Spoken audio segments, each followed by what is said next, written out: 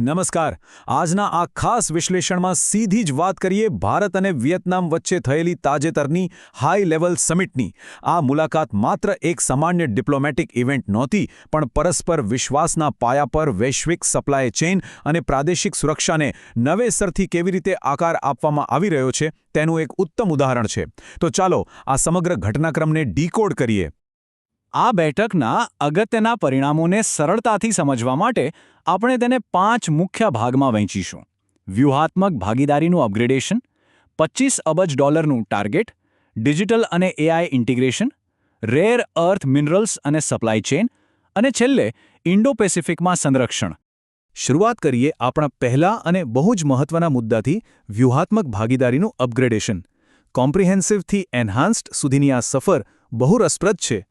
વિયેતનામના રાષ્ટ્રપતિ ટો લામની ભારત મુલાકાતે એક ઐતિહાસિક બદલાવ લાવ્યો છે. જુઓ, 2016માં બંને દેશો વચ્ચે જે કોમ્પ્રિહેન્સિવ સ્ટ્રેટેજિક પાર્ટનરશિપ હતી તે હવે 2026ના વિઝન સાથે એન્હાન્સ્ડ એટલે કે ઉન્નત સ્તરે પહોંચી ગઈ છે. આ માત્ર શબ્દોની રમત નથી. આ દર્શાવે છે કે કોઈ પણ ઔપચારિક મિલિટરી ગઠબંધન વિના પણ બે દેશો કેટલી હદે એકબીજા સાથે જોડાઈ શકે છે. આ બાબતને પ્રોફેસર હર્ષવી પંત બહુ સચોટ રીતે સમજાવે છે. તેઓ કહે છે કે આ અપગ્રેડેશન એકદમ તાર્કિક છે. કેમ? કારણ કે બંને રાષ્ટ્રો પોતાની વિદેશ નીતિ બાબતે અત્યંત સ્વતંત્ર છે. તેઓ કોઈપણ મોટી મહાસત્તાના દબાણમાં આવ્યા વિના પોતાની સ્ટ્રેટેજિક ઓટોનોમી જાળવી રાખે છે અને બદલાતી દુનિયાને એક સમાન દૃષ્ટિકોણથી જુએ છે. હવે આ કૂટનીતિક સફળતા વાસ્તવિક આર્થિક આંકડાઓમાં કેવી રીતે દેખાઈ રહી છે તેના પર નજર કરીએ. અત્યારે બંને દેશો વચ્ચેનો દ્વિપક્ષીય વેપાર લગભગ $16 અબજની આસપાસ છે. પણ અહીં નોંધવા જેવી બાબત એ છે કે 2030 સુધીમાં આ આંકડો $25 અબજ સુધી પહોંચાડવાનું એક બહુ જ મહત્વાકાંક્ષી લક્ષ્ય નક્કી કરવામાં આવ્યો છે. માત્ર આગામી 4 જ વર્ષમાં આટલી મોટી છલાંગ આ ખરેખર બંને દેશો વચ્ચેનો પરસ્પર વિશ્વાસ અને આર્થિક પ્રતિબદ્ધતા દર્શાવે છે. અને આ વેપાર કામ કેવી રીતે કરે છે તે એકદમ બેલેન્સ્ડ છે. ભારત એન્જિનિયરિંગ ગુડ્સ, ફાર્માસ્યુટિકલ્સ, મત્સ્ય ઉત્પાદનો અને મિનરલ્સ પૂરા પાડે છે, તો સામે વિયેતનામથી આપણે કોમ્પ્યુટર, ઇલેક્ટ્રોનિક્સ, મોબાઈલ ફોન અને મશીનરી જેવી વસ્તુઓ આયાત કરીએ છીએ. આ એકબીજાની જરૂરિયાતોને પૂરી કરતો પરફેક્ટ ટ્રેડ ફ્લો છે. વાત માત્ર વેપાર પૂરતી સીમિત નથી. વિયેતનામમાં ભારતનું રોકાણ પણ લગભગ $2.5 અબજ સુધી પહોંચી ગયું છે. આનાથી મેકોંગ ગંગા ઇનિશિયેટિવ હેઠળ 45 જેટલા ક્વિક ઇમ્પેક્ટ કમ્યુનિટી પ્રોજેક્ટ્સ ચાલી રહ્યા છે, જે ત્યાંના પાયાના વિકાસને સીધી રીતે બળ પૂરું પાડી રહ્યા છે. ચલો હવે આપણે ત્રીજા અને આજના સમયના સૌથી આધુનિક મુદ્દા તરફ આગળ વધીએ. ડિજિટલ ઇન્ટિગ્રેશન અને આર્ટિફિશિયલ ઇન્ટેલિજન્સ.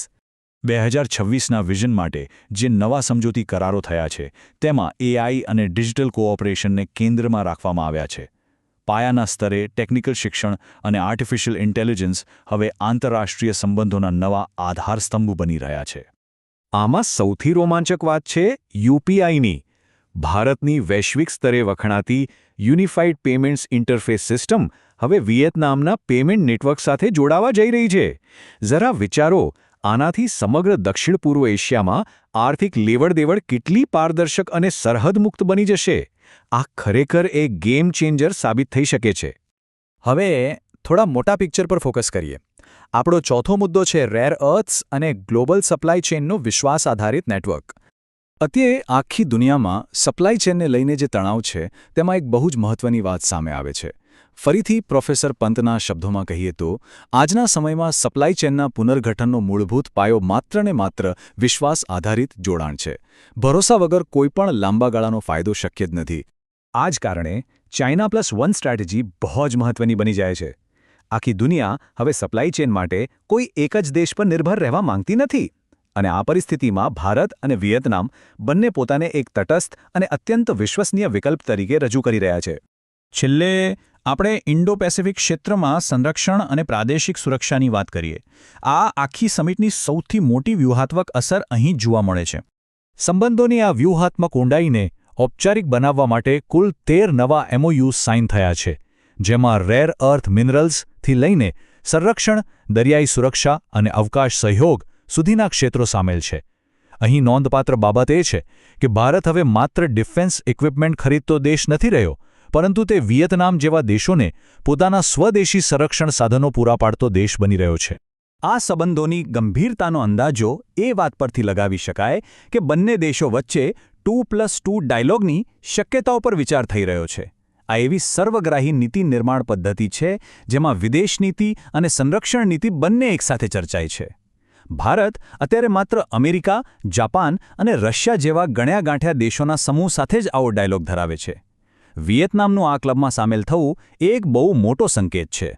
આ આખું જોડાણ ભારતની એક્ટ ઈસ્ટ પોલિસી અને સાગર એટલે કે પ્રદેશમાં બધા માટે સુરક્ષા અને વિકાસ એ વિઝનને એકદમ સચોટ રીતે આગળ વધારે છે.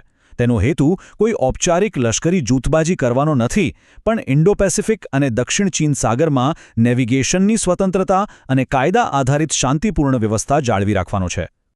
તો અંતે એક સવાલ સાથે આજના આ વિશ્લેષણને વિરામ આપીએ. અત્યારે જ્યારે વૈશ્વિક અર્થતંત્ર આટલું અસ્થિર છે અને સપ્લાય ચેન તૂટી રહી છે, ત્યારે શું પરસ્પર વિશ્વાસ અને વ્યૂહાત્મક સ્વાયત્તતાનું આ મોડેલ દુનિયા માટે એક નવું સ્ટેન્ડર્ડ બની જશે? શું અત્યંત સ્વતંત્ર છતાં ઊંડાણપૂર્વક જોડાયેલ સહકારનું આ મોડેલ જ આંતરરાષ્ટ્રીય સંબંધોનું ભવિષ્ય છે? આ ખરેખર એક વિચારવા જેવો મુદ્દો છે. આશા છે કે આ સમજૂતીથી તમને આ વિષયને વધુ ઊંડાણથી સમજવામાં મદદ મળી હશે.